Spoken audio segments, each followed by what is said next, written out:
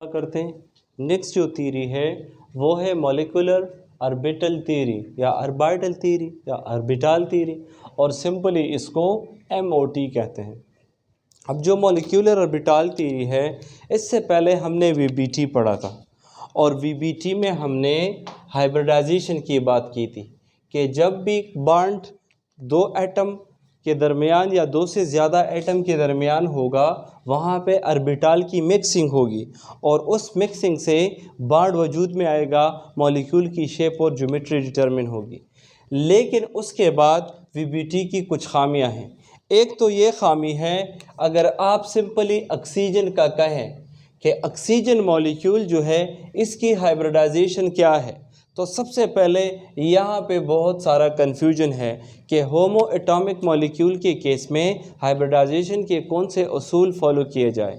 Number 2, अगर आपसे कोई ये पूछे यही ऑक्सीजन मॉलिक्यूल है और इसी ऑक्सीजन मॉलिक्यूल को आप मैग्नेट में गुजार दें और आप देखें कि ये ऑक्सीजन पैरामैग्नेटिक है या ये डायामैग्नेटिक है, तो देखिए VBT के पास ये इंफॉर्मेशन नहीं है कि अगर आप इस ऑक्सीजन को मैग्नेटिक फील्ड से गुजारेंगे तो क्या मैग्नेटिक फील्ड इसको अट्रैक्ट करेगा वीकली या रिपेल करेगा, तो इसके पास कोई भी इंफॉर्मेशन नहीं है। इसके अलावा VBT जो है वो ओवरलैपिंग की बात तो करता है मगर मिक्सिंग को फोकस करता है कि एटॉमिक ऑर्बिटल मिक्स होते हैं।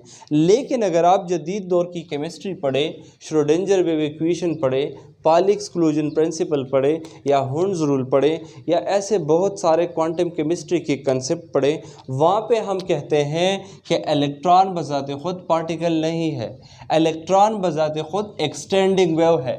इससे मुराद के इलेक्ट्रॉन एक ऐसी वेव है जिसका क्रस्ट भी है और उसका ट्रफ भी है।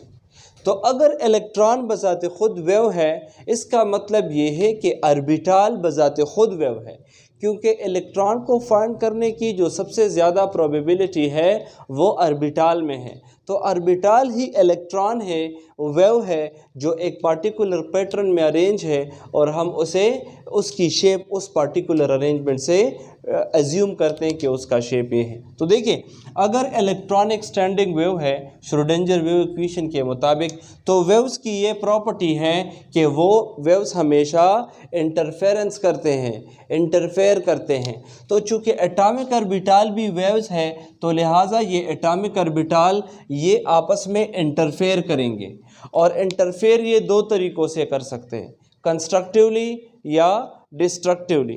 अगर जनरली कहा जाए कि ये एक वेव है और ये ब्लू में जो अभी मैं ड्रा कर रहा हूँ ये भी एक वेव है, अगर आप इसी वेव को उठाएं और इसी वेव के ऊपर रखें तो दोनों का क्रस्ट और ट्रफ सिमिलर होगा, सेम होगा, सेम पॉइंट पे लाई करेगा।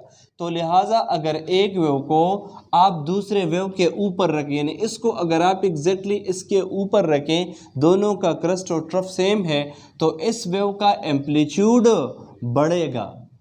चूँकि दोनों कंस्ट्रक्टिवली ओवरलैप करते हैं तो एम्पलीट्यूड आपको बड़ा नज़र आएगा। और अगर यही दो वेव है मगर आप क्या करें, इसका क्रस्ट और इसका ट्रफ या इसका ट्रफ और इसका क्रस्ट आप अपोजिटली क्या करें, एक दूसरे के ऊपर प्लेस करें। किस तरह से, सपोज़ ये पहली वेव है और ये जो दूसरी ये वाली वेव है, ये मैं ग्रीन में ड्रा करता हूँ, आप ऐसे इसके ऊपर रख दें तो देखिए इसका क्रस्ट और इसका देखिए एक पॉइंट पे लाई नहीं कर रहा, तो लिहाजा इसका जो नेट एम्पलीट्यूड होगा वो छोटा होगा।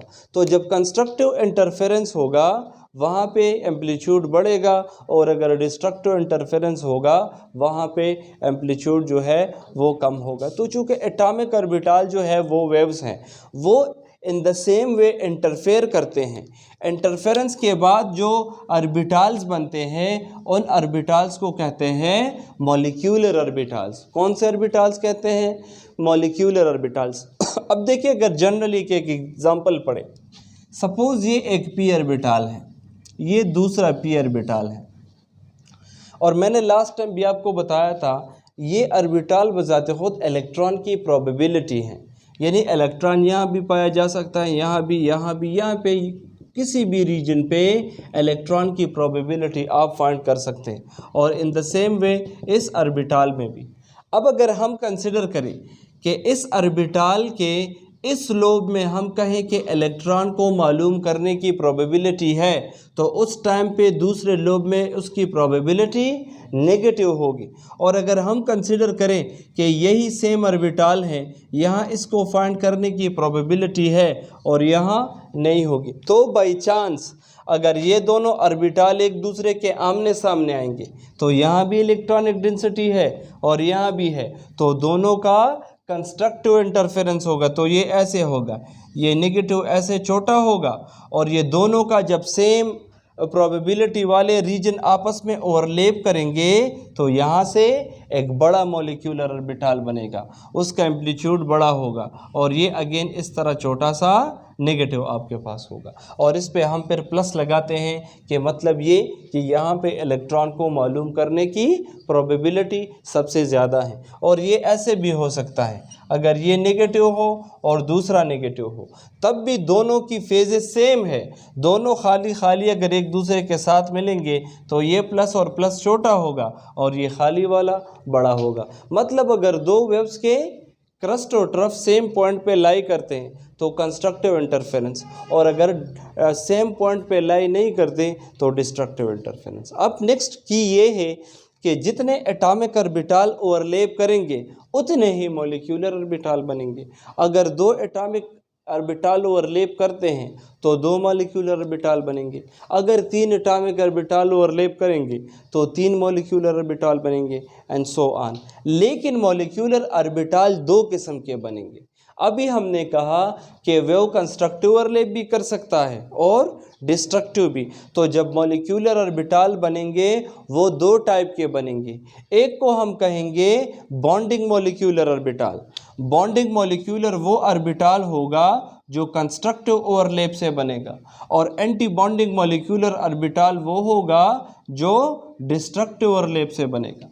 तो देखिए, अगर आप कहें कि दो एटॉमिक ऑर्बिटल हैं तो दो मॉलिक्यूलर ऑर्बिटल बनेंगे, लेकिन वो दो में से एक बॉन्डिंग मॉलिक्यूलर ऑर्बिटल होगा और एक एंटी बॉन्डिंग। तो जिस तरह number of molecular orbital atomic orbital के इक्वल हैं, इस तरह bonding molecular orbital anti bonding के इक्वल है। अगर हम ये कहें कि चार एटॉमिक ऑर्बिटल है तो मॉलिक्यूलर ऑर्बिटल कितने बनेंगे? चार। उन चार में से बॉन्डिंग कितने होंगे? दो। और एंटी बॉन्डिंग कितने होंगे? दो। फिर हम क्या करेंगे?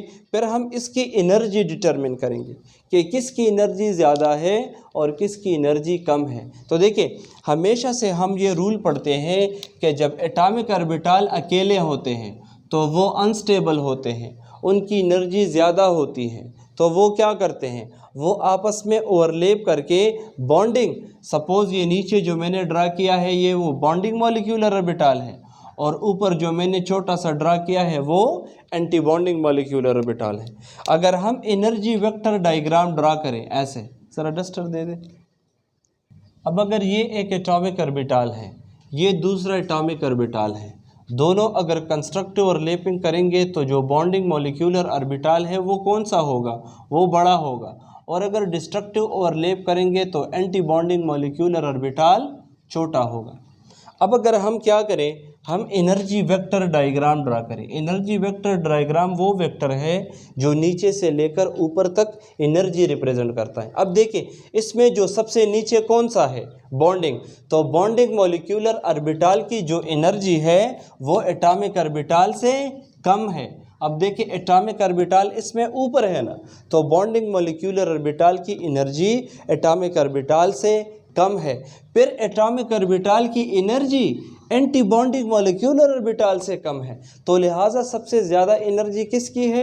एंटी बॉन्डिंग की। और देखें, ओवरऑल अगर पूछा जाए कि बॉन्डिंग और एंटी बॉन्डिंग में एनर्जी किसकी कम है, क्योंकि ये नीचे है तो इसकी एनर्जी कम है और इसकी एनर्जी ज़्यादा है, तो हम जनरली कहते हैं कि जो एंटी बॉन्डिंग मॉलिक्यूलर ऑर्बिटल है उनकी एनर्जी बॉन्डिंग मॉलिक्यूलर ऑर्बिटल से क्या होती हैं? उससे ज़्यादा होती हैं। अच्छा, नेक्स्ट ये है कि अब हम जब बॉन्डिंग करेंगे मुख्तलिफ सिस्टम के, तो फिर से हम बॉन्ड आर्डर मालूम करेंगे। बॉन्ड आर्डर कहते हैं नंबर ऑफ बॉन्ड्स को। Bond order mean number of bonds, कि जब दो या दो से ज़्यादा एटम एक दूसरे के साथ ओवरलैप करेंगे वो कितने बॉन्ड बनाएंगे। ऑक्सीजन में कितने बॉन्ड है, नाइट्रोजन में कितने बॉन्ड है मॉलिक्यूल में, सही है। कार्बन डाइऑक्साइड का बॉन्ड ऑर्डर क्या होगा, ग्लूकोज का बॉन्ड ऑर्डर क्या होगा। तो बॉन्ड ऑर्डर कहते हैं नंबर ऑफ बॉन्ड। किस तरह फाइंड करेंगे, number of electrons and bonding molecular orbital. इसमें इलेक्ट्रॉन मालूम करेंगे ऐसे, bond order is equal to number of electrons and bonding molecular orbital minus number of electron and anti bonding molecular orbital ए और divide bye 2।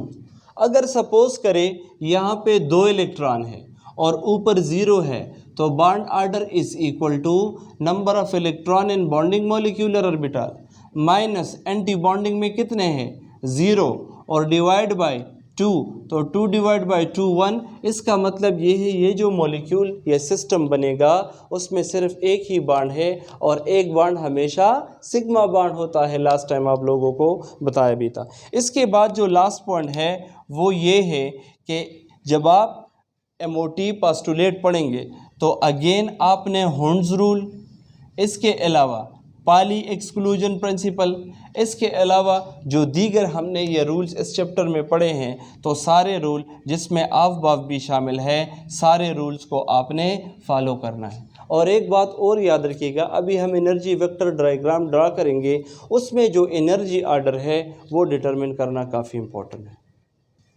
अब देखिए MOT के लिए जब आप एनर्जी वेक्टर डायग्राम ड्रा करेंगे तो आप सबसे पहले एक जनरल केस कंसिडर करें, उसके बाद हम मॉलिक्यूल्स की तरफ आएंगे कि किन किन मॉलिक्यूल का स्ट्रक्चर हम कैसे ड्रा करेंगे। अब देखिए पहला तरतीब ये होगा जब आपको एलिमेंट दिए जाएं कि इसकी बॉन्डिंग सिचुएशन डिस्कस करें और इनकी बॉन्ड ऑर्डर निकालें और ये भी बताएं कि ये पैरामैग्नेटिक है या ये डायामैग्नेटिक है। तो सबसे पहले आप क्या करें, सबसे पहले उस एलिमेंट का आप एटॉमिक नंबर लिखें।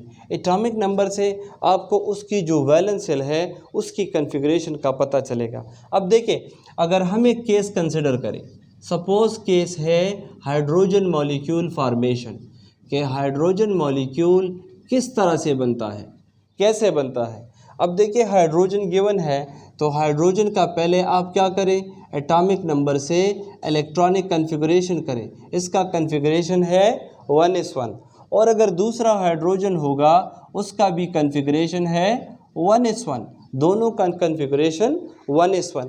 इससे मुराद ये है इसमें वो s ऑर्बिटल है जिसमें एक इलेक्ट्रॉन है और इसमें भी s ऑर्बिटल है और इसमें भी एक इलेक्ट्रॉन है। अब हमने इसी सिस्टम के लिए एनर्जी वेक्टर डायग्राम ड्रा करना है। तो तरीका ये है, पहला तरीका ये है कि आप क्या करें, यही ऑर्बिटल ऐसे गोल सर्कल की शक्ल में लिखें और इसे कहें एटॉमिक ऑर्बिटल। कौन सा atomic orbital, 1s atomic orbital. और ये भी कौन सा है, ये भी है 1s एटॉमिक ऑर्बिटल। इसमें भी एक इलेक्ट्रॉन और इसमें भी एक इलेक्ट्रॉन। अब आप number by number rule apply करें। देखिए ऑर्बिटल अगर आपस में कंस्ट्रक्टिव ओवरलैपिंग करेंगे तो पहले क्या बनाएंगे, बॉन्डिंग मॉलिक्यूलर ऑर्बिटल, और वो हम नीचे ड्रा करते हैं क्योंकि उसकी एनर्जी कम है। इन दोनों ने जब ओवरलैपिंग की है तो एनर्जी रिलीज़ की है, स्टेबिलिटी की तरफ गए हैं, तो यहाँ पे ये नीचे आएगा। अब अगर ये दोनों डिस्ट्रक्टिव ओवरलैप करेंगे तो ये इस तरह ऊपर ड्रा करें। अब नेक्स्ट क्या करें, नेक्स्ट आप इलेक्ट्रॉन की फिलिंग करें, लेकिन उससे पहले आप क्या करें, एनर्जी वेक्टर डायग्राम ड्रा करें। यानी एनर्जी वेक्टर से मुराद कि नीचे वाले की एनर्जी कम और ऊपर वालों की एनर्जी ज़्यादा। अब हमने इलेक्ट्रॉन की फिलिंग करनी है तो आफ बाफ प्रिंसिपल को आपने याद रखना है कि सबसे पहले हम लो एनर्जी वाले इलेक्ट्रॉन्स को फिल करेंगे और उसके बाद हाई एनर्जी इलेक्ट्रॉन की तरफ जाएंगे, नंबर 1। नंबर 2, हॉर्न्स और पाली एक्सक्लूजन प्रिंसिपल को फॉलो करेंगे। पहले हाफ हाफ फील्ड तक इलेक्ट्रॉन फिल करेंगे और उसके बाद उनकी पेयरिंग करेंगे। अब देखिए नंबर ऑफ इलेक्ट्रॉन काउंट करें कितने हैं, 2। तो पहला रूल ये है कि इसको आपने फिल करना है, उसके बाद आपने ऊपर जाना है। तो देखिए 2 इलेक्ट्रॉन है तो ये एक इलेक्ट्रॉन।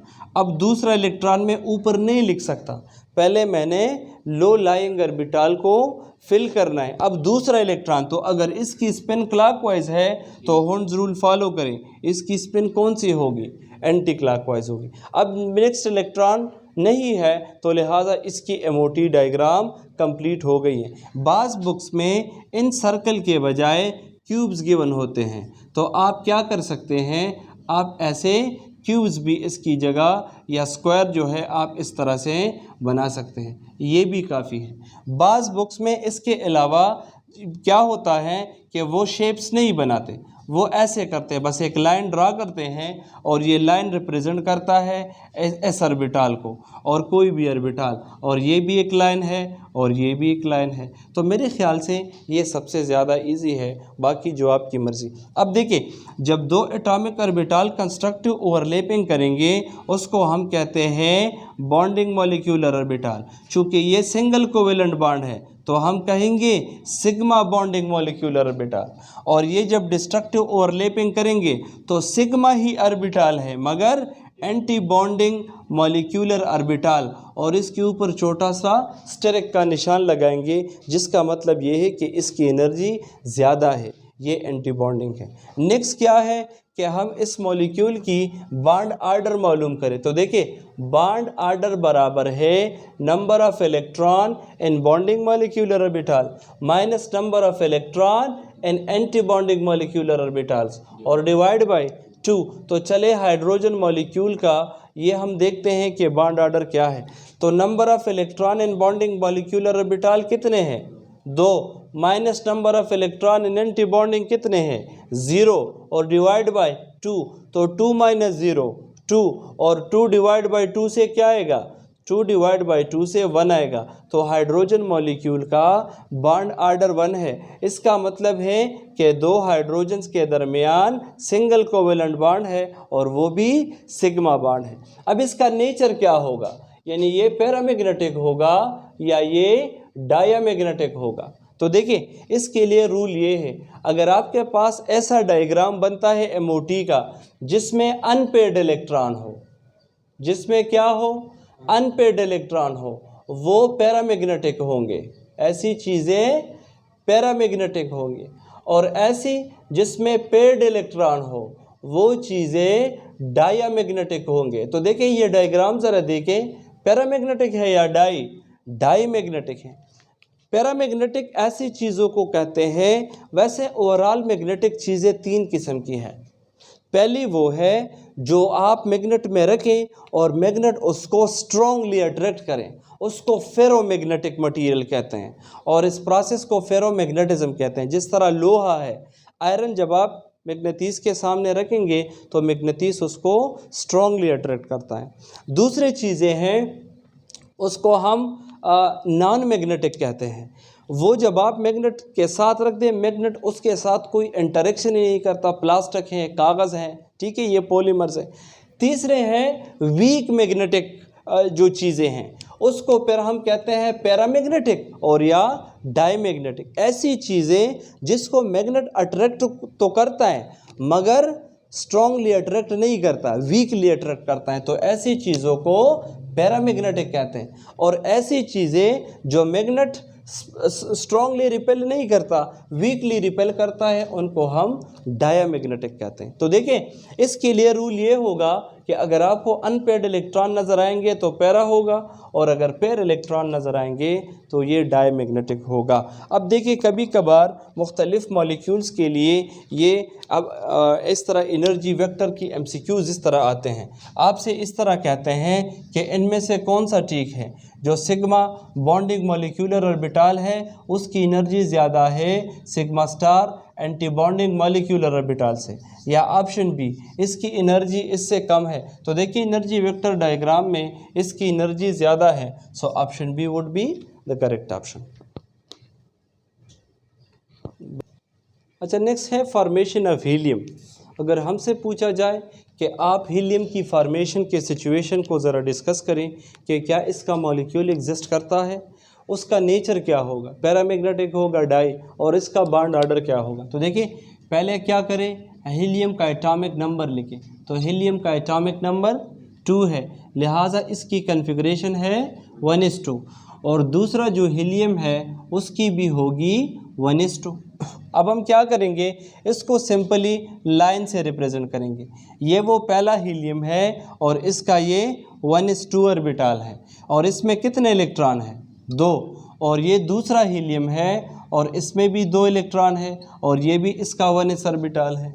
और देखें ये 1s एटॉमिक ऑर्बिटल और ये 1s एटॉमिक ऑर्बिटल अगर एक दूसरे के साथ कंस्ट्रक्टिव ओवरलैपिंग करेंगे तो बॉन्डिंग मॉलिक्यूलर ऑर्बिटल, और अगर डिस्ट्रक्टिव करेंगे तो एंटी बॉन्डिंग मॉलिक्यूलर ऑर्बिटल। अगर कंस्ट्रक्टिव करते हैं तो हम कहते हैं 1s sigma bonding molecular orbital या simply sigma bonding molecular orbital, और इसका जो हाई एनर्जी होगा 1s sigma star anti bonding molecular orbital या simply anti bonding molecular orbital. अब देखिए नेक्स्ट हम क्या करेंगे, हम इलेक्ट्रॉन की फिलिंग करेंगे। रूल क्या है, सबसे पहले लो एनर्जी शेल फिल करेंगे, उसके बाद हायर की तरफ जाएंगे। तो नंबर ऑफ इलेक्ट्रॉन काउंट करें, 2 और 2 4। तो देखिए एक इलेक्ट्रॉन, अब हुंस रूल फॉलो करेंगे, पहले सिंगल पेयरिंग सिंगल फिलिंग और उसके बाद पेयरिंग, और ये एंटी बॉन्डिंग। 2 हमने फिल किए हैं ना, लेकिन 2 अब भी बाकी हैं, अब ऊपर जाएंगे क्योंकि नीचे सारे फिल हो गए हैं और नीचे भी हुंस रूल, ये 3rd इलेक्ट्रॉन और ये 4th इलेक्ट्रॉन अब ये फिल हो गया है। और अब एनर्जी वेक्टर डायग्राम से भी आप देखें तो ये बॉन्डिंग और ये एंटी बॉन्डिंग। अब देखिए इसकी बॉन्डिंग सिचुएशन का अंदाज़ा हमें इसकी बॉन्ड आर्डर से होगा। तो देखिए बॉन्ड आर्डर किसे कहते हैं, बॉन्ड आर्डर कहते हैं number of electron in bonding molecular orbital, वो कितने हैं 2, minus number of electron in anti bonding molecular orbital, वो भी कितने हैं 2, और डिवाइड बाय 2। तो देखिए 2 - 2 से क्या आएगा 0, और 0 को 2 पे डिवाइड करें तो क्या आएगा 0। मतलब ये है कि हीलियम का मॉलिक्यूल एग्जिस्ट नहीं करता। हीलियम वैसे भी नोबल गैसेस का मेंबर है, 0 ग्रुप का मेंबर है, तो वो आम कंडीशन पे बॉन्ड नहीं बनाता। उसके पहले शेल में एस ऑर्बिटल में 2 इलेक्ट्रॉन है और इसमें एक बॉक्स है, 2 ही इलेक्ट्रॉन आने चाहिए, तो वो ऑलरेडी स्टेबल है, लिहाजा वो बॉन्डिंग में हिस्सा नहीं लेता। अब देखिए नेक्स्ट हम ऑक्सीजन फार्मेशन की बात करते हैं कि ऑक्सीजन का जो मॉलिक्यूल बनता है MOT के लिहाज से उसका डायग्राम क्या है, उसकी नेचर क्या है, पैरामैग्नेटिक है, डायामैग्नेटिक है, और इसका बॉन्ड आर्डर क्या होगा। तो अब देखिए पहला रूल क्या है, आप इलेक्ट्रॉनिक कन्फिग्रेशन करें। तो देखिए ये है एक ऑक्सीजन का और ये दूसरे ऑक्सीजन का। अब देखिए नॉर्मली बाज़ बुक्स में ऐसे हैं कि सारे ऑर्बिटल्स की ओवरलैपिंग इन्होंने की है। तो आप क्या करें, आप पहले एनर्जी वेक्टर डायग्राम ड्रा करें। उसमें देखें पहला ऑर्बिटल कौन सा है 1:2, तो पहला ड्रा करें 1:2 ऑर्बिटल, और ये दूसरे ऑक्सीजन का 1:2 ऑर्बिटल। ठीक है, अब आप क्या करें, अब आप ऐसे करें कि 2:2 इससे थोड़ा सा ऊपर है, तो ये एक ऑक्सीजन का 2:2 और ये दूसरे ऑक्सीजन का ये 2:2 ऑर्बिटल। अब नेक्स्ट क्या है 2p2, तो देखें ये एक ऑक्सीजन का 2p ऑर्बिटल जिसमें 3 कन्फिग्रेशन है px py और pz, और ये जो आपके पास है ये दूसरे ऑक्सीजन का px py और pz 2p4 सारे। तो अब देखें आप क्या करें, पहले जो लो लाइंग ऑर्बिटल है उनकी ओवरलैपिंग करें। ये 1:2 अगर इस 1:2 के साथ कंस्ट्रक्टिव ओवरलैपिंग करेगा तो बॉन्डिंग मॉलिक्यूलर ऑर्बिटल और फिर एंटी बॉन्डिंग। 2s2 अगर दूसरे के साथ कंस्ट्रक्टिव करेगा तो बॉन्डिंग, और अगर डिस्ट्रक्टिव करेगा तो एंटी बॉन्डिंग मॉलिक्यूलर ऑर्बिटल। अब ऑक्सीजन के 3 है और इसमें नंबर ऑफ इलेक्ट्रॉन कितने हैं 4, 1 2 3 और सपोज करें 4, और यहाँ भी 1 2 3 और सपोज करें ये 4, और यहाँ भी आप इन ss इलेक्ट्रॉन में ये इलेक्ट्रॉन्स आप पुट करें। अब हमने क्या करना है, अब हमने P की सबसे पहले ओवरलैपिंग करनी है और उसके बाद एनर्जी वेक्टर डायग्राम के लिहाज से इलेक्ट्रॉन की फिलिंग करनी है। तो देखें अगर px के साथ ओवरलैप करता है तो 2px बॉन्डिंग और 2px एंटी बॉन्डिंग, तो हम कहेंगे sigma 2px bonding molecular orbital, और ऊपर कौन सा होगा, sigma star 2px anti bonding molecular orbital. अब देखिए, मैंने लास्ट टाइम आप लोगों को बताया था, अगर तीन कन्फिग्रेशन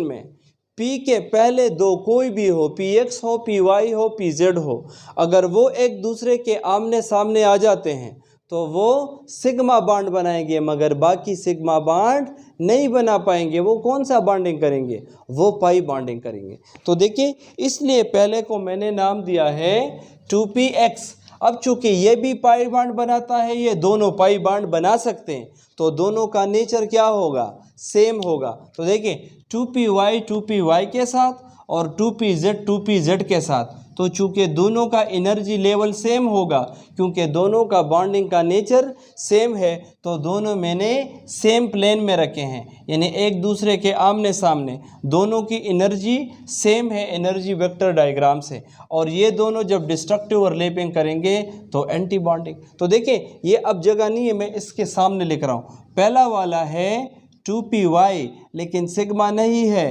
कौन सा है, पाई। सो पाई 2py बॉन्डिंग मॉलिक्यूलर ऑर्बिटल, और इसका ये जो ऊपर है तो pi star 2py anti bonding molecular orbital, और ये जब ये दूसरा वाला है, ये है पाई 2pz बॉन्डिंग मॉलिक्यूलर ऑर्बिटल, और इसका ये जो ऊपर है सो pi star 2pz anti bonding molecular orbital.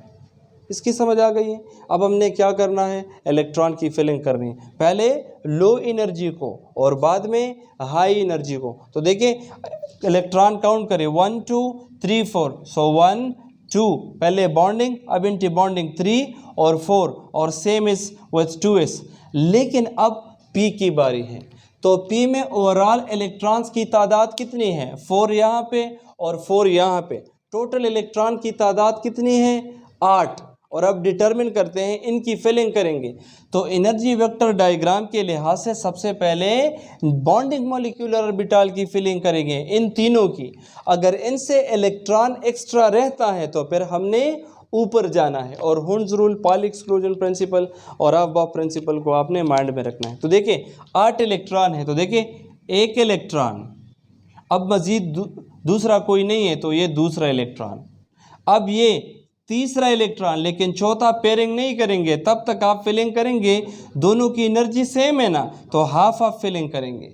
अब पेयरिंग करें, सो 1 2 3 4, ये 5 और ये 6, कितने इलेक्ट्रॉन बाकी रहते हैं, 2। अब आपने ऊपर जाना है, चूँकि नीचे सारे फिल हो गए हैं, अब आप ऊपर जाए, तो 7 8 को आपने फिल कर, तो कभी भी एक ऑर्बिटल में फिल ना करें, दोनों की एनर्जी क्या है, सेम है, तो सिंगल सिंगल पेयरिंग करें 7 and 8। तो अब आप ये बताइए, पहले अगर हम इसकी बॉन्ड आर्डर कैलकुलेट करें, so bond order is equal to, बस ये दोनों छोड़ दें, सिर्फ वैलेंस की तरफ आए जो इनकम्प्लीट हैं, तो इनकम्प्लीट में आपके पास ये हैं।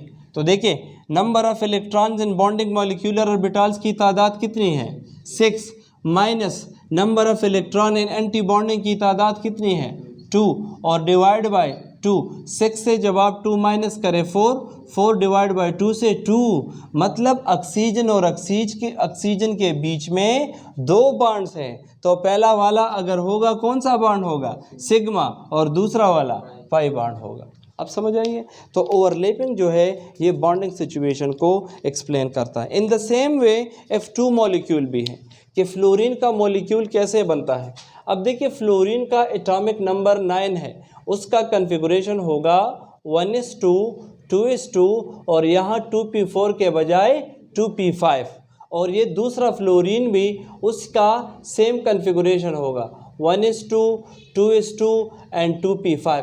अब आसानी के लिए आप ये s ऑर्बिटल्स को ड्रा ना करें, बस आप सिर्फ ऊपर वाले p को ड्रा करें, क्योंकि वो आप समझ गए हैं। तो इन दोनों को मैं इग्नोर करता हूँ और मैं सिर्फ इन वैलेंस की डायग्राम बनाता हूँ। अगर आप इसका बनाना चाहते हैं तो फिर एक बात याद रखिएगा, ये वैलेंस शेल को इंक्लूड करें, मगर वो जो पहले वाले शेल्स होते हैं उनको इंक्लूड ना करें। इस तरह से ये 1s है और इसमें 2 इलेक्ट्रॉन है, 1:2 और ये दूसरे फ्लोरीन का 1:2 है। पहले आप इनकी ओवरलैपिंग करें और इससे आप जान जो है वो छुड़ाएं। और ये एनर्जी वेक्टर, सपोज आपके पास ये एनर्जी वेक्टर डायग्राम है, ये आप कंसिडर करें। चलें, ठीक है।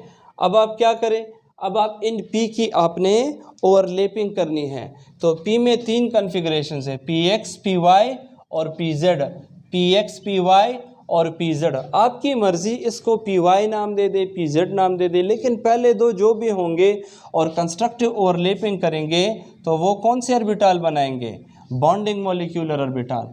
और अगर डिस्ट्रक्टिव ओवरलैपिंग करेंगे तो एंटी बॉन्डिंग मॉलिक्यूलर ऑर्बिटल। तो देखिए, अगर ये दोनों PX PX हैं तो बॉन्डिंग मॉलिक्यूलर ऑर्बिटल, और अगर डिस्ट्रक्टिव करते हैं तो एंटी बॉन्डिंग मॉलिक्यूलर ऑर्बिटल। बाकी दोनों अब सिग्मा बॉन्ड नहीं बना सकते। अगर ये सिग्मा बॉन्डिंग मॉलिक्यूलर ऑर्बिटल है तो ये इसका sigma star anti bonding molecular orbital है। और अब ये दोनों सिग्मा नहीं बना सकते, तो एक PY दूसरे PY के साथ और एक PZ दूसरे PZ के साथ। तो चूँकि अब ये सिग्मा बॉन्ड नहीं बना सकते तो दोनों की लेवल सेम है और दोनों के एंटी बॉन्डिंग जो है वो आपके पास ऊपर होंगे। अब आपने इलेक्ट्रॉन की फिलिंग करनी है। इसमें नंबर ऑफ़ इलेक्ट्रॉन्स की तादाद है 5 और यहाँ भी नंबर ऑफ़ इलेक्ट्रॉन्स की तादाद आप कंसिडर करें कितना है, सपोज़ 5 है। अब टोटल नंबर ऑफ़ इलेक्ट्रॉन्स की तादाद कितनी है, 10। तो अब हमने उस 10 के लिहाज से इसकी फिलिंग करनी है। तो सबसे पहले बॉन्डिंग की फिलिंग करेंगे इसकी, और इसके बाद एंटी बॉन्डिंग में जाएंगे। तो अगर हम फिलिंग करें तो आप ज़रा मेरे साथ काउंट करें।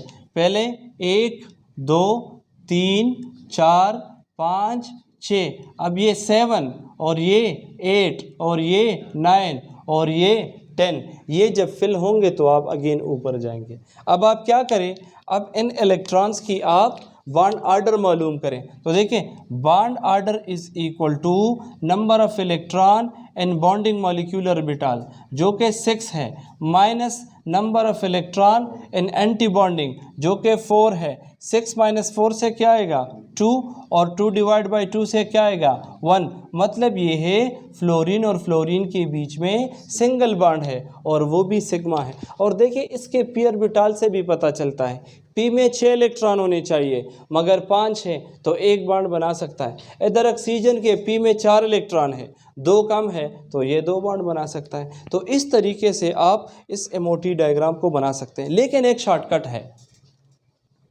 वो शॉर्टकट ये है कि अगर आपको टेस्ट में किसी भी स्पीशी का पूछा जाता है कि इसका बॉन्ड ऑर्डर कैलकुलेट करें और ये भी कैलकुलेट करें कि ये पैरामैग्नेटिक है या डाईमैग्नेटिक है, तो इतना ज़्यादा टाइम आपके पास नहीं होता। तो आप एस ऑर्बिटल को इग्नोर करें।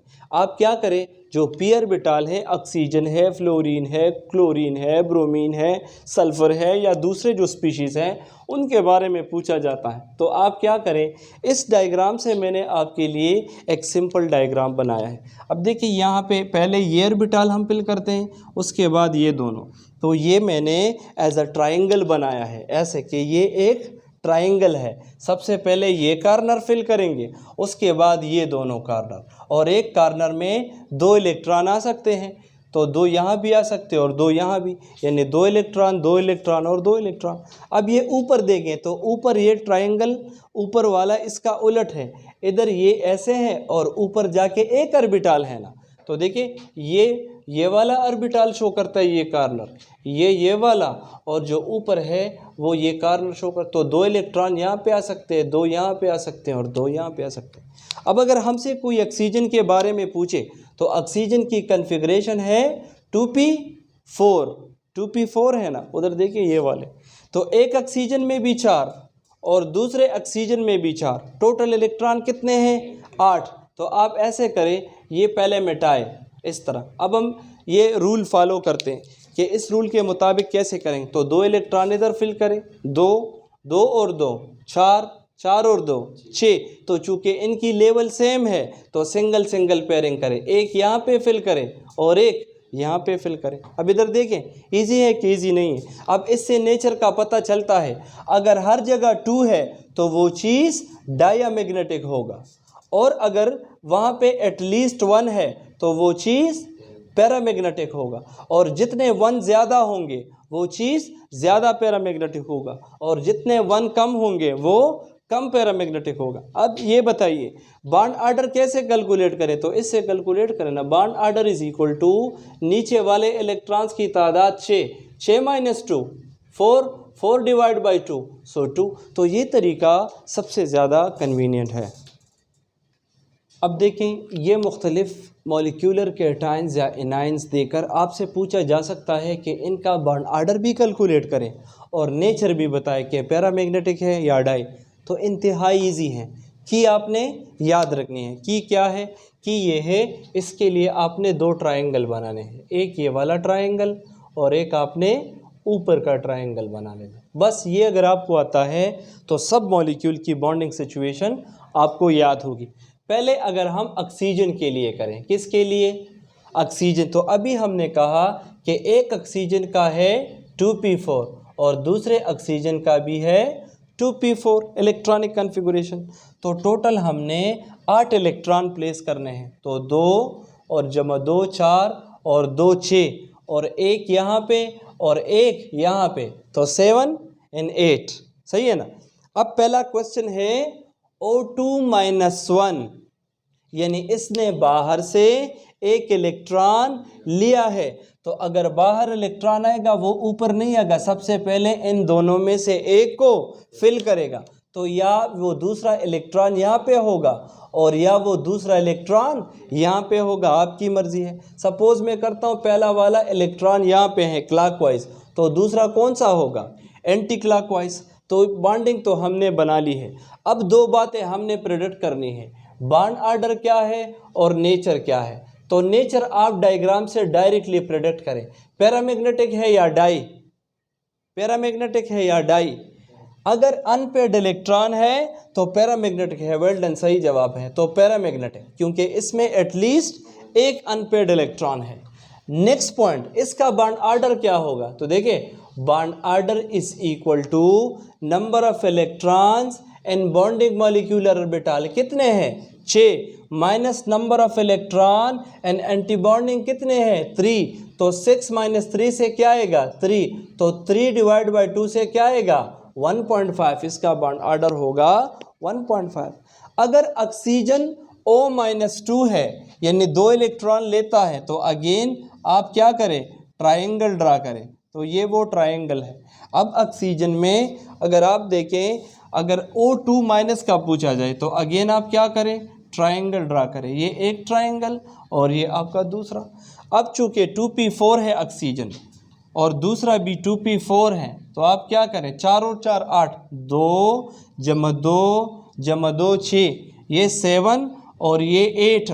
मगर अब -2 है, 2 इलेक्ट्रॉन बाहर से आने हैं, तो सबसे पहले इन 2 को फिल करेंगे, 1 और ये वाला 2। अब पैरामैग्नेटिक है या डाई? तो कोई भी अनपेड इलेक्ट्रॉन नहीं है, तो डायामैग्नेटिक है। और बॉन्ड ऑर्डर कैलकुलेट करें, so bond order is equal to number of electron and bonding molecular orbital 6 हैं और एंटी बॉन्डिंग में कितने हैं? 4। वेल डन, 6 माइनस 4 2/2, तो बॉन्ड ऑर्डर होगा 1। इस तरह -3 भी है, तो -3 में एक इलेक्ट्रॉन ऊपर होगा, वो आप खुद कैलकुलेट करें। अगर पूछा जाए कि O2+1 है, तो O2+1 पैरामैग्नेटिक है, डायामैग्नेटिक है, या इसका बॉन्ड ऑर्डर क्या है? तो नॉर्मल ऑक्सीजन का अभी हमने ड्रा किया कि नॉर्मल ऑक्सीजन का जो डायग्राम है वो है 2 2 2 1 और 1, और कहते हैं +1, मतलब एक इलेक्ट्रॉन निकाले, रिमूव करे, तो या यहाँ से रिमूव करे और या यहाँ से, मैं यहाँ से रिमूव करता हूँ। बताइए, पैरा है या डाई है? पैरामैग्नेटिक है, इसमें एक इलेक्ट्रॉन है। दूसरी बात, बॉन्ड ऑर्डर क्या होगी? Number of electron in bonding 6 है और एंटी बॉन्डिंग में 1 है, तो 6 माइनस 5 से क्या आएगा? 6 माइनस 1 से 5, 5 डिवाइड बाई 2 से आएगा 2.5। इसी तरह O+2 के लिए भी कैलकुलेट करें और O+3 के लिए भी कैलकुलेट करें। अगर O+2 के लिए है तो अगेन सेम डायग्राम है, 2 इलेक्ट्रॉन यहाँ पे, 2 यहाँ पे और 2 यहाँ पे, एक एक यहाँ पे होता है। इन्होंने कहा है O+2 2 इलेक्ट्रॉन निकाले, तो एक यहाँ से निकाले और एक यहाँ से निकाले। डायामैग्नेटिक है या पैरा है? डायामैग्नेटिक है क्योंकि सारे दो दो है, और बॉन्ड ऑर्डर आप खुद कैलकुलेट करें। इसी तरीके से आप फ्लोरीन के लिए भी द सेम वे आप कैलकुलेट करते हैं। अब इसमें एक पॉइंट है जो अभी डिस्कस करते हैं। अब बाज़-औक़ात क्वेश्चन ऐसे भी आते हैं कि इन तीनों में या इन दोनों में या इन दोनों में कौन सा ज़्यादा पैरामैग्नेटिक है। तो देखिए, आप एक ही डायग्राम बनाएं, उससे आप सबकी पैरामैग्नेटिज्म को डिटरमिन कर सकते हैं। पहले नॉर्मल ऑक्सीजन के लिए, तो नॉर्मल ऑक्सीजन के लिए अभी हमने ड्रा किया 2 2, या सिंपली आप ऐसे ड्रा करें 1 2 3 4 5 6, और ये 7 और ये 8 इलेक्ट्रॉन। अब देखिए, ये नॉर्मल ऑक्सीजन है, तो जब ऑक्सीजन नॉर्मल हो, O2 हो, उसमें जो अनपेयर्ड इलेक्ट्रॉन है उनकी तादाद कितनी है? उनकी तादाद 2 है। अब O2+1 है, O2+1 से मुराद के आप उससे एक इलेक्ट्रॉन रिमूव करें, तो O+2 में अनपेयर्ड इलेक्ट्रॉन की तादाद सिर्फ 1 है। तीसरा है O2+2 कि आप ये दूसरा इलेक्ट्रॉन भी रिमूव करें तो अनपेयर्ड इलेक्ट्रॉन की तादाद है 0। तो paramagnetism is directly proportional to number of unpaired electron. जब इलेक्ट्रॉन अकेले हो तो उसकी अपनी पार्टिकुलर मैग्नेटिक फील्ड होती है, लिहाजा मैग्नेट उसको अट्रैक्ट करता है। लेकिन जब उसमें कोई भी अनपेयर्ड ना हो और उसमें 2 इलेक्ट्रॉन हो, तो एक की मैग्नेटिक फील्ड इस डायरेक्शन में और दूसरे की इस डायरेक्शन में एक दूसरे को कैंसिल करते हैं, तो लिहाजा मैग्नेट इनको अट्रैक्ट नहीं करता। तो देखिए, इन तीनों में सबसे ज़्यादा पैरामैग्नेटिक ये है, उसके बाद ये है, और ये जो है आपके पास एक डायामैग्नेटिक स्पीशीज है। इस तरह नेगेटिव के लिए भी है। अगर आप अभी हमने जो ड्रा किया नॉर्मल ऑक्सीजन के लिए जो डायग्राम है वो है 1 2 3 4 और ये 5 6, तो ये नॉर्मल ऑक्सीजन के लिए जिसमें अनपेयर्ड इलेक्ट्रॉन की तादाद 2 है। अब O2-1 मीन इसने एक इलेक्ट्रॉन गेन किया है, सो O2-1 में एक अनपेयर्ड इलेक्ट्रॉन कम हो गया है, तो ये होगा 1। और O-2, तो -2 में उसने दूसरा इलेक्ट्रॉन भी गेन किया है, तो लिहाजा वहाँ पे भी अनपेयर्ड इलेक्ट्रॉन की तादाद 0 है, और इसी आर्डर में इसकी पैरामैग्नेटिज्म है। तो ये फ्लोरीन के हवाले से भी आपसे पूछा जा सकता है। अच्छा, कभी कभार ऐसे भी पूछते हैं कि ऑक्सीजन मॉलिक्यूल है, ये हमें पता है कि पैरामैग्नेटिक है, लेकिन एक जगह पे इसको हमने फ्रीज़ किया है, दूसरी जगह पे ये लिक्विड ऑक्सीजन है, और तीसरी जगह पे ये गैसियस स्टेट में है। कौन सा ज़्यादा पैरामैग्नेटिक होगा, लिक्विड, गैस या सॉलिड? तो देखिए, सॉलिड सबसे ज़्यादा पैरामैग्नेटिक होगा, क्योंकि सॉलिड में जो चार्जेस हैं, जो इलेक्ट्रॉन है, वो अलाइंड है एक स्पेसिफिक डायरेक्शन में, तो लिहाजा उसकी मैग्नेटिक फील्ड ज़्यादा होगी। लिक्विड की मैग्नेटिक फील्ड चूँकि वो उसमें रैंडमनेस ज़्यादा है, अरेंज नहीं है, और गैसेस सबसे कम अरेंज है, तो लिहाजा सॉलिड मटेरियल की सबसे ज़्यादा क्या होती हैं। एक और भी क्वेश्चन पूछा जाता है, अगर आप एक मटेरियल को हीट करें तो हीटिंग से मैग्नेटिक फील्ड रिड्यूस होता है। इसके साथ ओवरऑल ये ख़त्म हो जाता है।